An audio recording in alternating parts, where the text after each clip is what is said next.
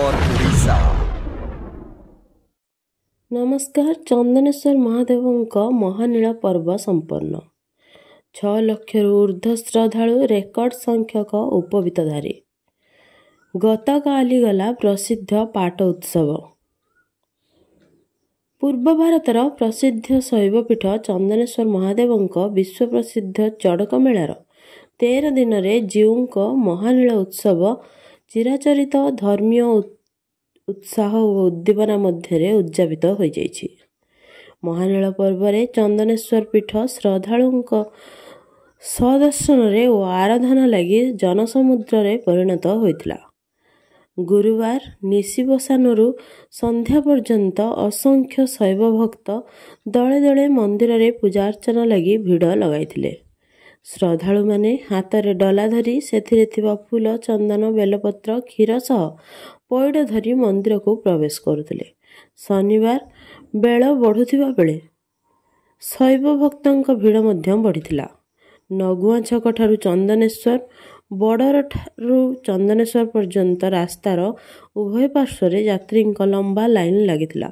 चलित वर्ष जीवों ठारे उपवीतधारी संख्या 80,000 सरकारी भावे पंजीकृत होइथिबा बेले बेसरकारी भावे यह 3 लाख ऊर्ध्व हेबो बोली आकलन करा जाइछि, जहाँकि चड़क मेला इतिहासर समस्त पूर्व रेकर्ड को भंग करछि।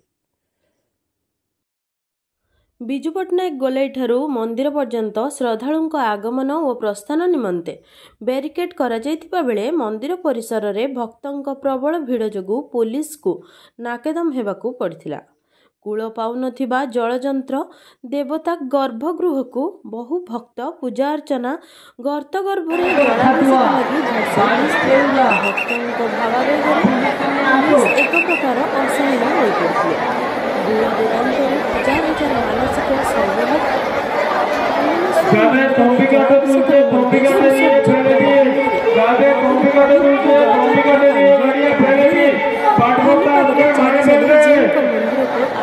अपूर्व शोभा दृष्टिगोचर होता। नीला पर्व जीवों लगिथिबा पंचामृत पान कर शैव भक्त मैंने दिन तमाम व्रत पालन करते। समुद्र मंथन बेले बासुकी नगर विषयको नीलकंठ नीलकंठ ऐतिहासिक तथ्य ब्रिटिश समय अंचल नील चाष सीमार फसल को लुटाइवा अत्याचार चंदनेश्वर कृषक मैंने आराधना करते रोचक कहानी अद्यावधि नील पोखरी नील उत्सव पोखरी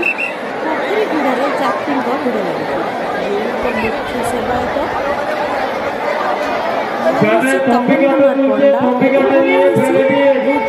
मुख्य सेवायत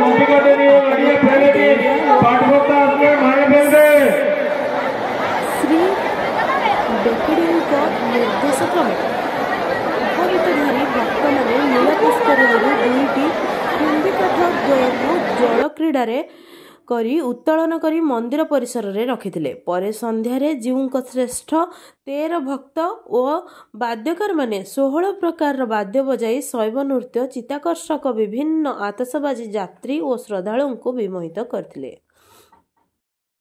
परे महाआळती हेबा परे महादेवों भक्तों सकाशे अर्घ्य दान करा जाइथिला।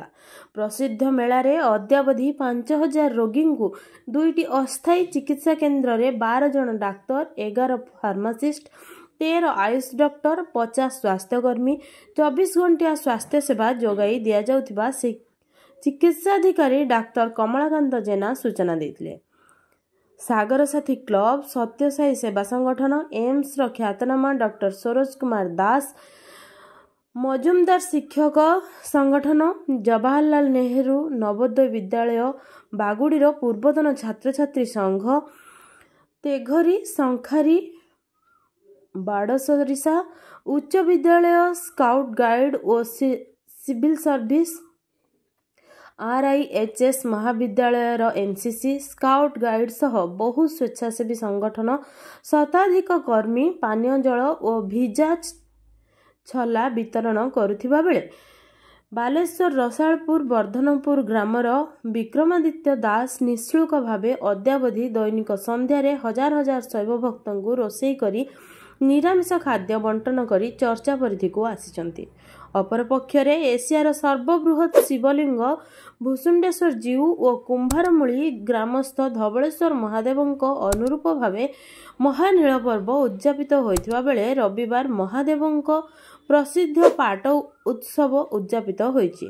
ନୀଳ ପର୍ବରେ ଭୋଗରାଇ ବିଧାୟକ ଗୌତମ ବୁଦ୍ଧ ଦାସ, ଜିଲ୍ଲାପାଳ ସୂର୍ଯ୍ୟବଂଶୀ ମୟୂର ବିକାଶ, ଜିଲ୍ଲା ଆରକ୍ଷୀ ଅଧୀକ୍ଷକ ରାଜପ୍ରସାଦ, ଜିଲ୍ଲା ସୂଚନା ଓ ଲୋକସମ୍ପର୍କ ବିଭାଗର ଅଧିକାରିଣୀ ଐଶ୍ୱର୍ଯ୍ୟା ସାମନ୍ତରାୟ, ପଞ୍ଚାୟତ ସମିତି ଅଧ୍ୟକ୍ଷ ପ୍ରବୀର କୁମାର ଗିରି ସହ ବହୁ ପୋଲିସ ଅଧିକାରୀ ଓ ସାମାଜିକ କର୍ମୀ ଉପସ୍ଥିତ ଥିଲେ।